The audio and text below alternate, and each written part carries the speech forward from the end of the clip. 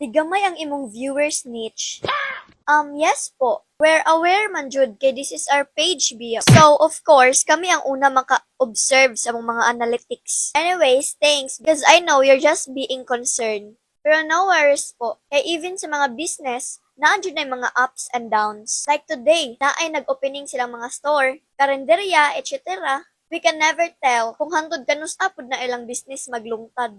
And let's say, kusog kay ilang business pag last month, and then karon mingaw na pod kaayo. So, di ba? Ana ra jud ng life, and in our case, although makasad, pero there are reasons man jud anong dili na kayo same sa una ang dagan sa mong page. And pinakauna nga rason is wala na nako gi-content kung unsa ang nakapaboom jud nako sa una. Simple because giuna nako ang edukasyon, and I am now graduating, and thankfully God gave me the strength and knowledge. That's why with high honor inyong auntie diring dapita.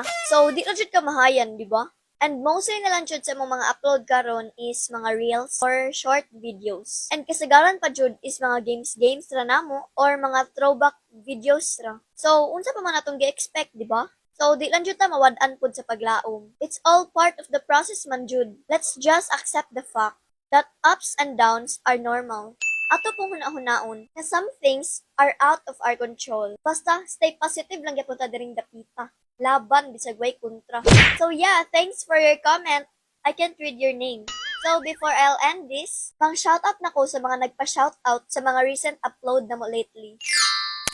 Shoutout to Jasmine Canse, Zena Clarin, Mitzi Gubar Masaglang, Angela Taagi Balbino, Gilbert Herasmio, Yukimi Vicente, Polonan Dorado Tesoro, Jessica Alfanta, Ira Elmenzo, Jobert from Samar.